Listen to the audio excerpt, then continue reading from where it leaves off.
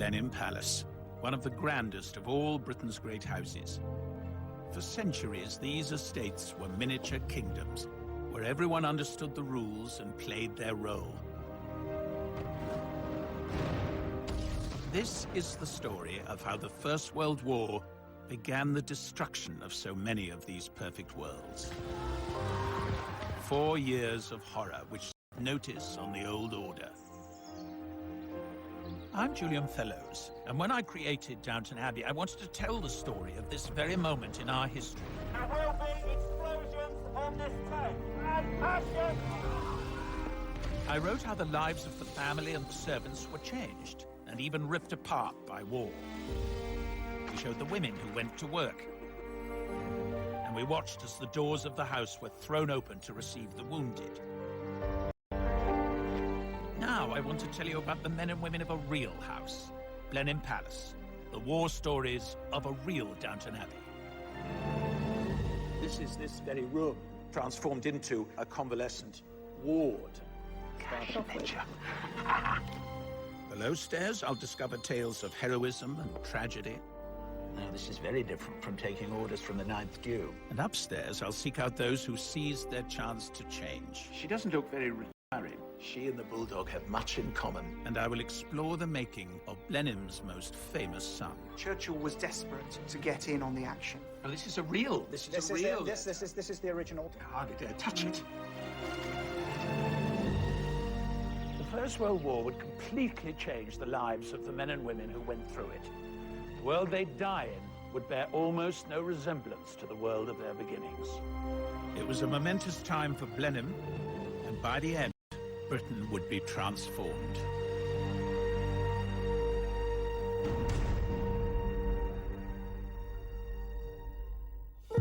Blenheim Palace was built in 1722. An extraordinary physical manifestation of the power and status of the Churchill, later Spencer Churchill, dynasty. The Dukes of Marlborough were the head of the family, kings in their own land. 80 servants ran the house and gardens. 145 farms were worked by tenant farmers and labourers. The house dominated the town of Woodstock, just beyond its walls. Its children attended Blenheim schools. Shopkeepers and craftsmen depended on the house for their livelihoods. And so it remained until the Great War. So what was life like at Blenheim before the 9th Duke inherited? Blenheim was almost bankrupt. His father had sold much of the collection. The whole estate was tottering, and it needed a vast injection of money to get it up and running again. And Consuela Vanderbilt could provide it.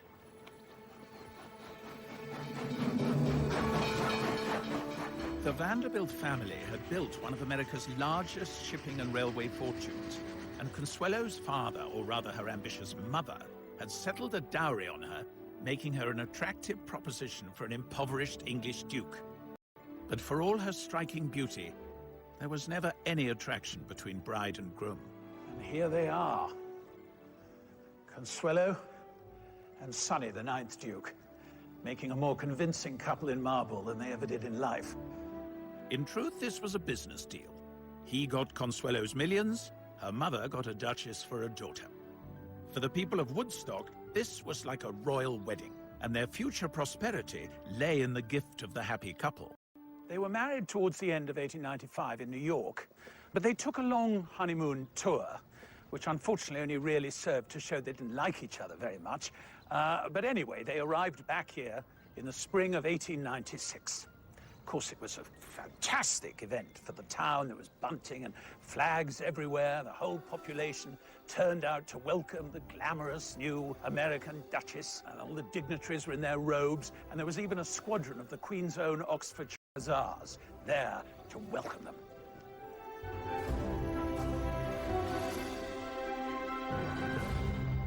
Consuelo's reception was cooler once she entered the palace. There she met her new in-laws, the Spencer Churchill family.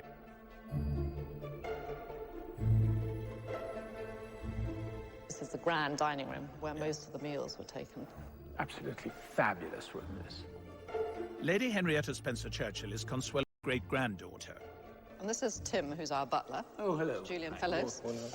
So Tim has very kindly laid the table as it would have been set during that time. Oh, fantastic. So this is Consuelo arriving on her first night here. Well, you have to remember, she was only 19 when this marriage was arranged, and I think she found it particularly difficult dealing with the hierarchy of the staff. At that time at Blenheim, there were probably up to 80 household staff. Yeah. And, you know, there's this wonderful story when she wants fire lit, and she calls for the butler. The butler says, that's actually not my job. I'll just call for the footman to light the fire. She says, don't worry, I'll do it myself. I think the other tough thing for Consuelo was that she was suddenly engulfed by this huge Churchill family. One tale describes them as a signal for the ladies to leave the table. But her husband's aunt, the formidable Lady Sarah Wilson, had been running the house before Consuelo arrived, and she expected to retain this role. And I think Lady Sarah was one of the few daughters who was still at home.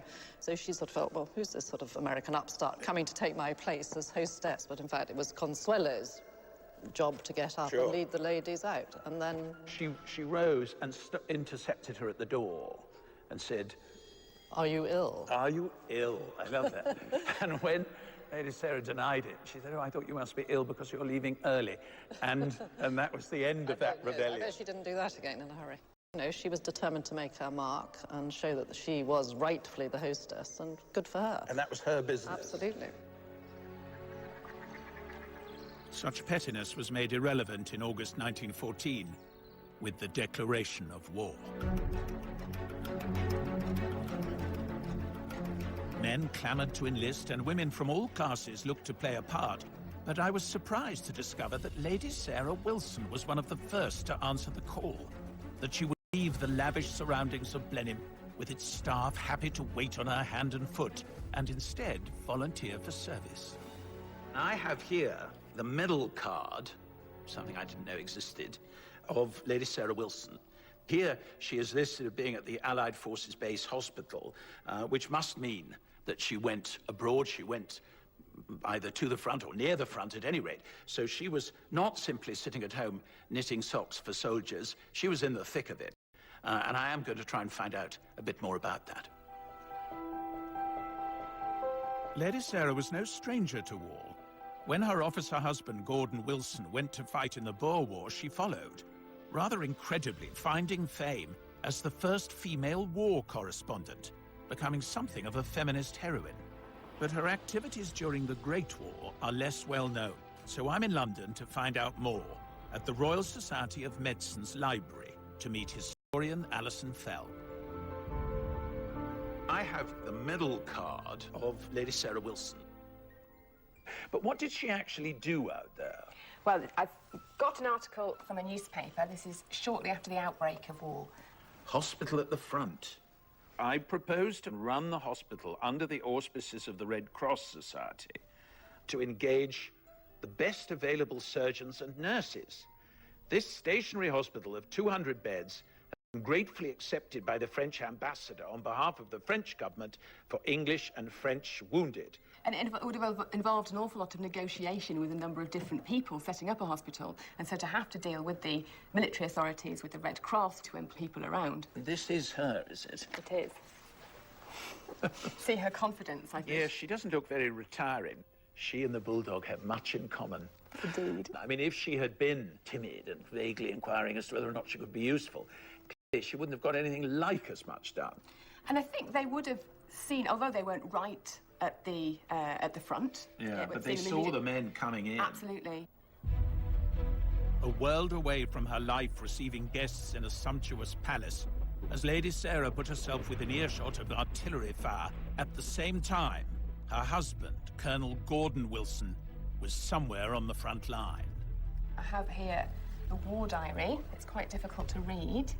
Colonel Wilson, killed, so he was killed, in November of the first year of the war, so almost immediately. So she would have found out quickly. Yeah. And I think 3 days later, she went back to Britain and to arrange the funeral. And then only 2 weeks after that, she went back out to France to the hospital. 2 weeks later? Yeah.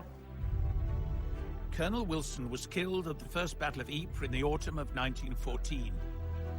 And his death cut short a marriage of almost 23 years.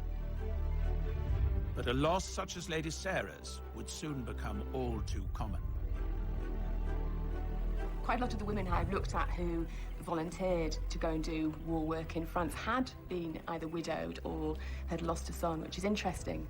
Nursing their patients as if they were their son or their husband. So I think it was a way of coping with separation and then sometimes with loss. I mean, you know, even in my own family, my grandfather died in 1915, my uncle died in 1918, lots of cousins.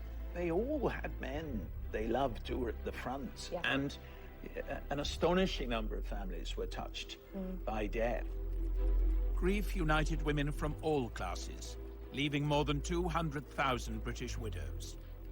Sarah Wilson devoted herself to helping wounded men in France for a further 2 years. I have another document here that we found from 1960. Lady Sarah Wilson has her own hospital, which a man who was nursed there told me was the jolliest place to be ill it was possible to imagine.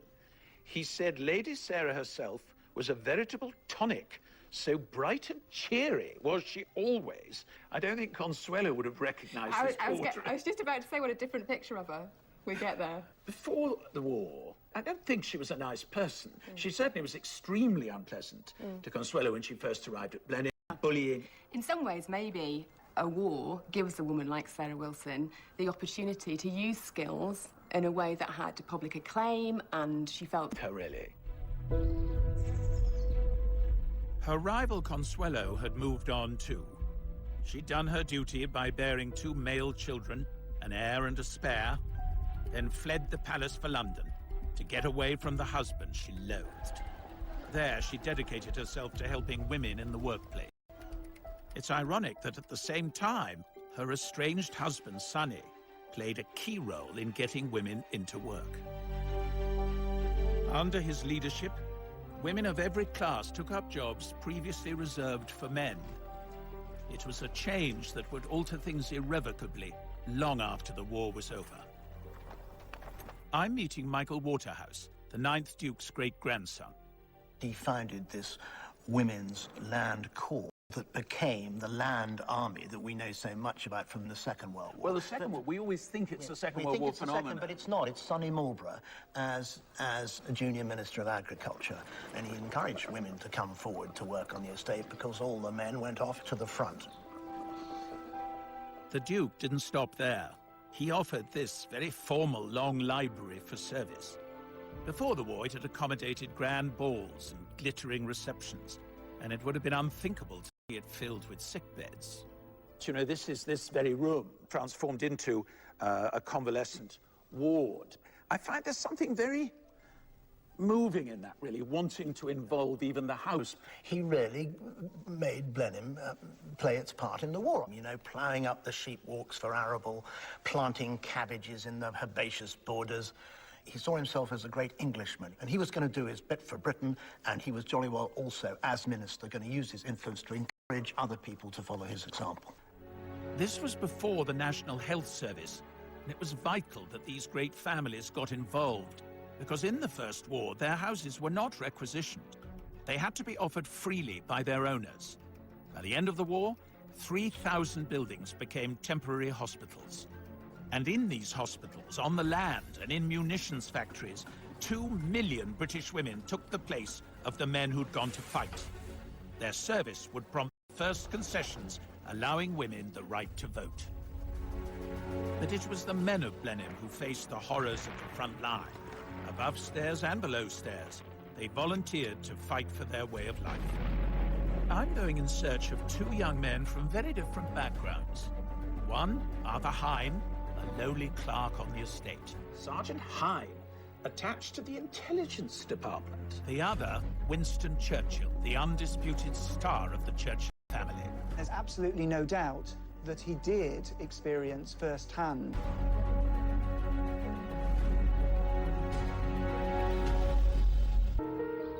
Blenheim Palace. For 300 years, this has been the home of the Dukes of Marlborough, head of the Churchill family. They created this jewel in 30,000 acres of Oxfordshire, where their money and status offered security to all around them. In return, their servants and local people deferred to them, trusting them with their lives. But when the First World War broke out, this ancient system was put to the test. All the great and the good of Blenheim and people who worked for them found themselves involved in world events, and nobody was keener to get stuck in than Winston Churchill. This is what he wrote to his wife. "My darling one and beautiful, everything trends towards catastrophe and collapse. I am interested, geared up and happy. Is it not horrible to be built like that?" It shouldn't surprise us too much that Winston Churchill was so anxious for glory in politics and in warfare. This is where he was born, and Blenheim Palace is a house built on war.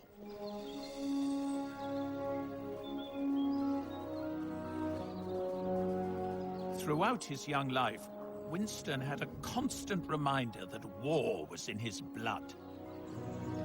His ancestor John Churchill won a famous victory over France. He was rewarded with Blenheim and a dukedom. Well, this is the column raised to the memory of the first Duke of Marlborough, with an incredibly splendid inscription, which is pretty florid. A monument designed to perpetuate the memory of the signal victory obtained by John, Duke of Marlborough, the hero not only of his nation but his age, who by military knowledge and irresistible valor rescued the empire from desolation, asserted and confirmed the liberties of Europe. I think it was terribly important to Winston Churchill to prove that he was a worthy successor to his great ancestor. And when the war started, he was very anxious to make his mark. Not very surprisingly, his thoughts turned to a cavalry regiment that was local to Blenheim. And on the 4th of August, the Woodstock branch of the Queen's Own Oxfordshire Hussars received a cable with a single word: mobilize. With that one word, Churchill called on the ancient bonds of loyalty he expected in Blenheim men. It meant that they would be among the first to see action. I'd love to know more about their war. Deep in the bowels of the palace, I'm meeting Blenheim's historian, Karen Wiseman. Wonderfully Edwardian faces. This is Maisie. Then there are 4 Hollises dotted around. This is one of the Hollises, and they worked as footmen. And then you see this lovely man. But all 4 brothers were footmen? Were all in the palace, yes. They were all listed as working for the butler. Tell me that some of them survived the war. 2 of them did not, and 2 of them did come home. Oh, God. And then over here, we have Arthur Hine, lovely fresh-faced young man. And yeah, God, they were so young. Oh. And the Hine family have worked for Blenheim for many generations. If I just show you this photograph album here, I need to just push that across. Now, this was a gift to the 9th Duke and Duchess when they got married. And when you turn the pages, you'll see they're all dressed in Sunday best with their names underneath. Oh, and it's all the estate workers and house workers. And all the tenants. And if you keep going a little way till you get to the name Hine. Oh, here we go. Yes. Now, here is Josiah Hine and J.E. Hine. Josiah Hine was estate clerk, and then his son J.E. Hine comes and joins them. Beautiful book, isn't it? Yeah. If we have a little look at this enormously heavy ledger to start off with. It's marvellous, isn't it? Look at the beautiful handwriting. Oh, and here is A.R. This is Arthur, presumably. Is this when he joins the office? Yes. He's not paid as much as his dad, but he's paid. Yes. You can see he's given quite particular jobs. Drawing plans and plotting land. One last thing to show you about Arthur Hine is we bring it up to the 1914 period. Oh, yeah. A.R. Hine is missing, so I suppose that means... He's gone off to war. He's gone off to war. He's gone off to war.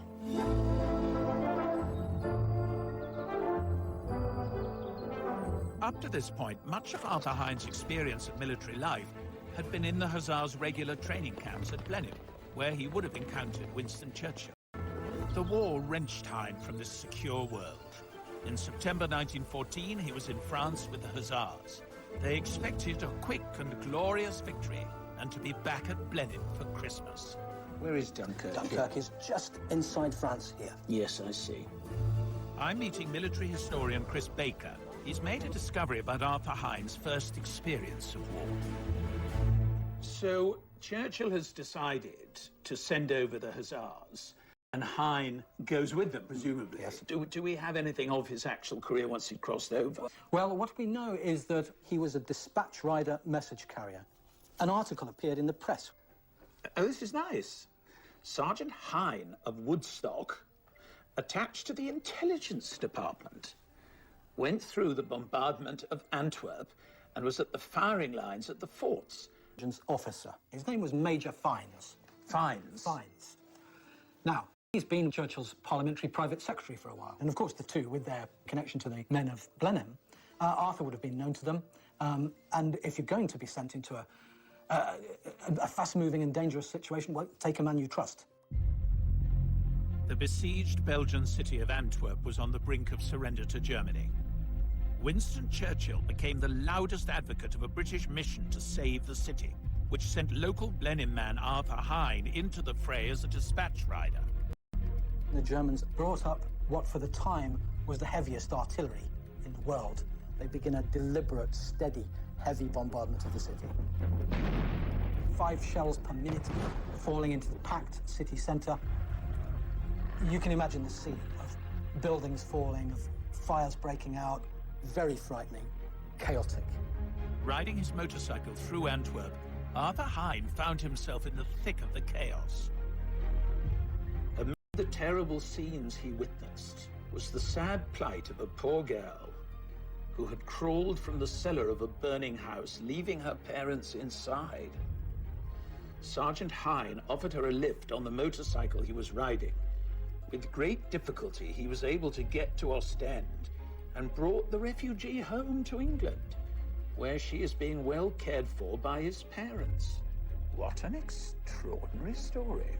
I don't think that there is much doubt that Arthur was given some kind of special mission to go home. Because he couldn't have been court-martialed if he just Absolutely, left. you couldn't just do that. The first thing Churchill would want to know is what really happened. Yes, absolutely. And an eyewitness account was clearly essential. The regimental history hints that he went to London on arrival in England, which again sort of reinforces the possibility. Wretched Belgian girl clinging to his waist the whole time. Antwerp quickly fell to Germany, and 30,000 Belgians lost their lives. Arthur Hein soon returned to the front, although his role as Churchill's messenger was no longer apparent. He marched into the First Battle of Ypres as a regular soldier, the same bloody battle that killed Blenheim's Colonel Gordon Wilson. By January of 1915, he was in hospital suffering from shell shock. Having seen such horrors, you'd think at the end of the war he'd want to scuttle home to this safe haven. But in fact, he went to work for the railways and never returned to Blenheim. So what kind of man was he? Here we are. To see what she knows, and also to tell her what I've discovered. And it is an extraordinary, extraordinary design, you think. And there's the first Duke on his column, you see. Fantastic. And I'm just going to show you.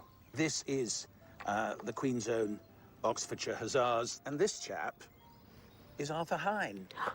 My goodness me. He looks so young, doesn't he? It's just He looks so heartbreaking. Really. small. So small and young. So small. Did you get to know him well, then? He came to our wedding, and I've got a picture with Oh, I'd me, love to see it. Where is it? with me. And there he is. Oh, but you see, he's quite sort of stylish, isn't he? And he was always well dressed. But I mean, the way he holds himself, Yes, you can see yes. he's a military man. He certainly was a character, as you can see. I know, no, you can see it in that, actually.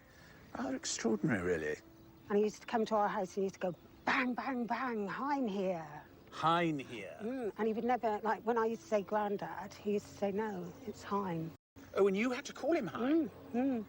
Mr. Hein or just Hein? No, just Hein. He would just turn up out of the blue, and I used to say, I'll cook dinner, whatever. No, give me a cup of tea. Got to be on the next train. Got to be back on the train. Got to be back to Tiverton Parkway. It was very strange. It seems, forgive me for saying, slightly dysfunctional, all that. And I wonder, I mean, he did have a kind of breakdown, really. But actually, he had a very splendid war. He worked in the intelligence. He was taking messages, we think, probably, to Churchill from the front. So he was a very gallant figure in that bit. And he had this extraordinary adventure at the end of the siege of Antwerp. Do you know about his rescuing? No. None of that. It's all Nothing. secret. Well, amid the terrible scenes he witnessed was the sad plight of a poor girl who had crawled from the cellar of a burning house, leaving her parents inside. And Sergeant Hine offered a lift on the motorcycle he was riding and brought the refugee home to England, where she is being well cared for by his parents. My goodness me. Isn't that extraordinary? I mean, a real adventure. To think he had so many stories to tell. I know. And he couldn't tell them. No. He was just a man of mystery. Bang, bang, Hine here.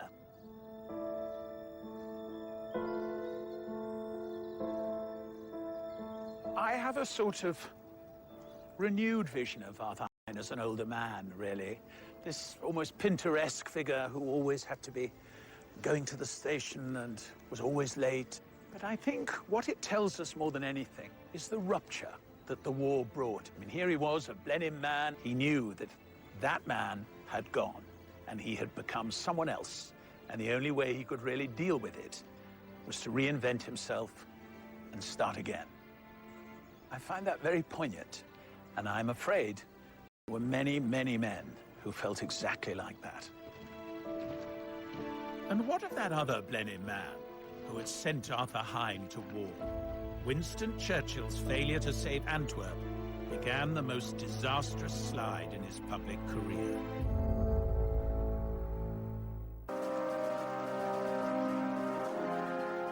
Blenheim Palace, home of the Dukes of Marlborough. The first Duke's great victory over France brought the family wealth and influence.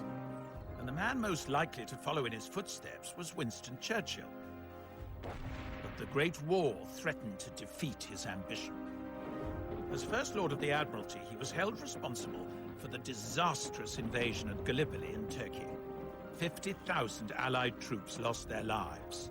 Churchill was forced out of office, and his reputation was ruined. His response was to go to the Western Front himself, as an ordinary battalion commander. This is the Cambridge College that bears his name. The letters he wrote to his wife throughout the war are kept here. Alan Packwood is the director of the Churchill Archives. He decides to go to the front, to face the danger, to be with the men who are fighting. And, you know, very possibly to be killed. He was enormously brave in the face of really whatever happened to him. There's absolutely no doubt that he did experience firsthand the full horror of the trenches. And you might want to have a look at a key passage on this letter here. Well, this is a real letter. This is the original. This is Churchill writing back to his wife. I hardly dare touch it. So this passage down here particularly. I am sure I am going to be entirely happy out here and at peace. It's an interesting choice of words at the front.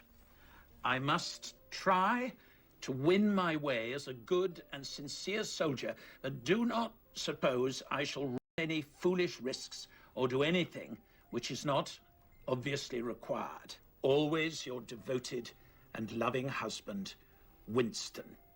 There's absolutely no doubt that he was personally brave, that he was very resolute under fire, and that's brought very vividly to life by this letter back to his wife, Clementine, from November 1915. So this is the original letter. We have this transcript for you here. You'd rather I touched that than that, wouldn't Of course. you? I know your sort. My darling, we have finished our first 48 hours in the trenches. It is a wild scene. Filth and rubbish everywhere. Graves built into the soil. God.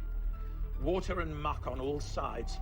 And about this scene in the dazzling moonlight, troops of enormous rats creep and glide to the unceasing accompaniment of rifle and machine guns and the venomous whining and whirring of the bullets which pass overhead.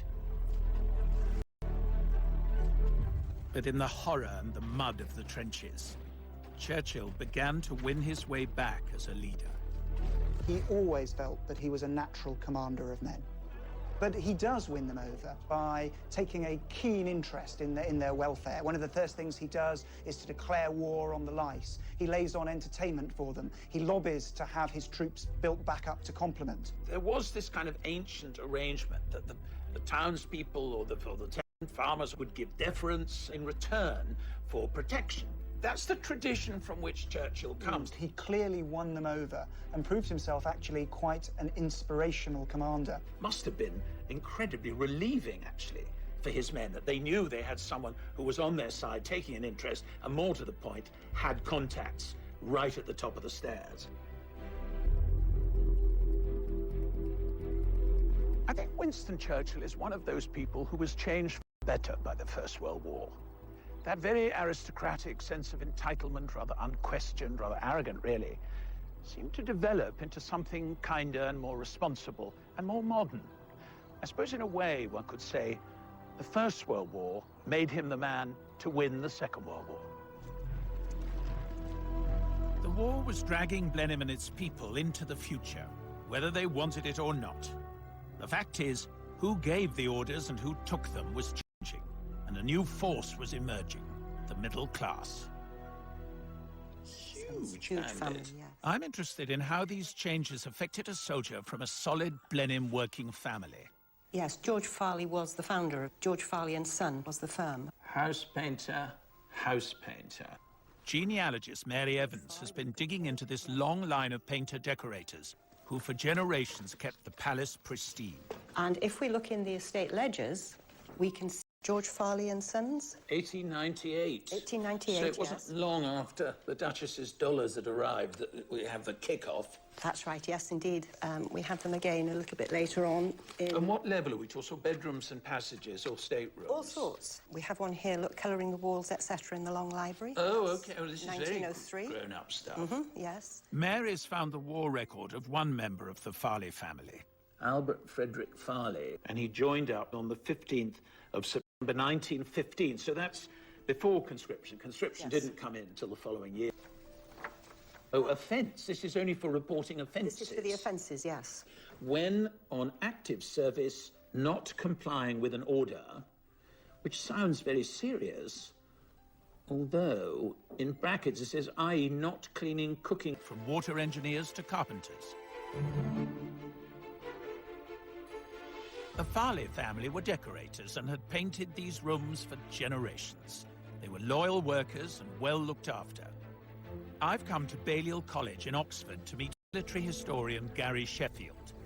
I'm hoping he can explain why, after volunteering for the army, a member of that family should acquire such a bad disciplinary record. Albert Farley, I imagine fairly straightforward man. He comes from a good background and it goes so wrong for him. Do we know more about these offences and this punishment? It says there, FP for field punishment number 1, which is the most serious one.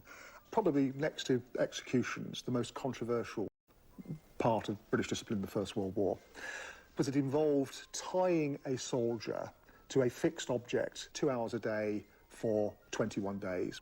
And we've actually got an account by another soldier of his reaction. I saw that one of the artillerymen was stretched out, cruciform fashion, his arms and legs wide apart, secured to the wheel. His head lolled forward as he shook it to drive away the flies. And that scene, the face of this half-crucified gunner, got us all groggy. That's terrible, isn't it? It's utterly inhumane.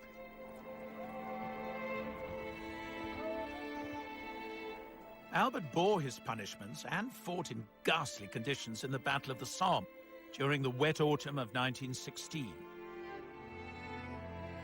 It was one of the bloodiest battles in human history. But even this nightmare cannot fully account for Albert's bad record. Most other soldiers who went through the same hell fell into line. We don't know precisely what order he disobeyed, but we do know something about the background.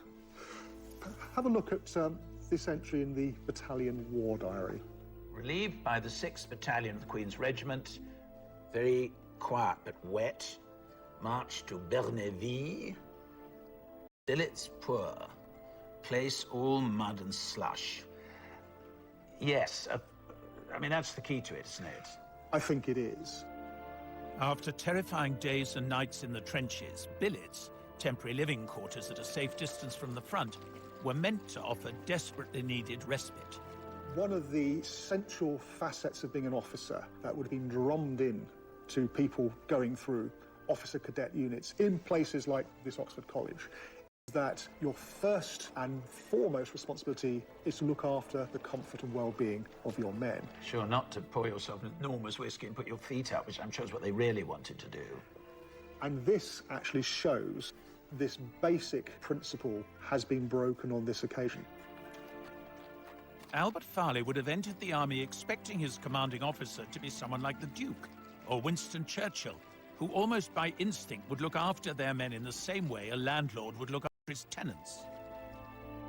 Given the very heavy casualties in the fighting in 1914, you had a series of officers coming into the army who came from very different social backgrounds. Let me give you the enlistment sheet of the soldier put in command of Albert Farley. Oh, here we go. Teakle. Look where he was brought up. Of 10 Rhodesia Road, Clapham. Now, this is very different from taking orders from the 9th Duke. It's actually classic lower middle class suburbia. And his occupation is interesting for an officer. His occupation in civil life is a bank clerk. Although we mustn't be too anti Mr. Teakle. I mean, why shouldn't he be an officer? Why shouldn't he get on? You know, one mustn't think it was easy for the officers either. I keep having this sense of people taken from ordinary lives, you know. That Farley simply cannot, or perhaps will not, cope with the social change that the war has brought about. And in some ways, I think we can see Albert Farley as being a victim of it. The old society is cracking in front of his eyes, and I think he's not very pleased with what replaces it. 6 months after receiving his worst punishment, Albert Farley's war was over. Under heavy machine gun fire in the Battle of Arras, he was reported as missing and accepted as having died. In Woodstock, he is honored by this monument, along with the other local men who gave their lives for their country. When the war was over, the army sent Albert's medals to his mother, Florence. Here we have the receipt for the Victory Medal. And here she's written in, "My son, A.F. Farley." I think there's a sort of pride in that when she writes "my son." She's sort of lifting him off the page. By its end, the Great War had cost nearly 1 million lives from Britain and her empire.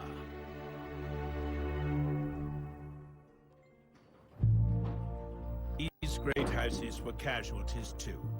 The writing was on the wall for this ancient system. Many families had lost their heirs, servants were unwilling to return, taxes rose and the Great Depression followed. Vast tracts of land were sold off. In 1 year alone, 17 country houses were demolished. Many more were converted to other uses or given to the National Trust. At Blenheim, Sonny, the 9th Duke, refused to accept this change. His first wife, Consuelo Vanderbilt, walked away from the suffocating tradition, married again and lived happily ever after. But Sonny had dedicated his life to Blenheim and he couldn't stop now. He carried on spending her money on the house and these spectacular gardens. His grandson, the 11th Duke, has built on Sonny's lifelong obsession with Blenheim and turned it into a modern business, open to the public, but still his home. He started with the Italian gardens before the First World War, and then where we're sitting now, the water terraces, he did after the First World War, from 1925 to about 1930. Just when a lot of other families were pulling in their horns, he was making Blenheim more splendid than ever before. That's correct. I mean, it's extraordinary when you think of that. Like parterre appearing at Blenheim. Yeah, it's, well, I mean, it's wonderful that it exists today, and we're trying to keep it going.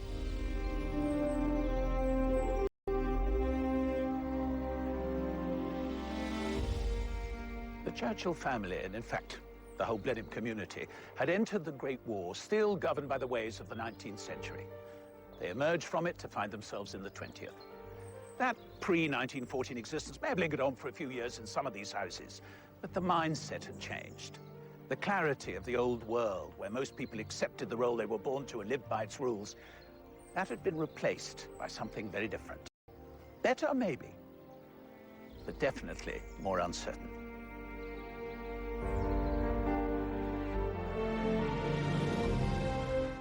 And we head to another grand house this weekend as the new series of Downton Abbey continues Sunday at 9. Then we've brand new drama for you next week as James Norton stars as a vicar on a mission. That's Grantchester, Monday at the same time. Here next, with all the latest headlines, we've the ITV News.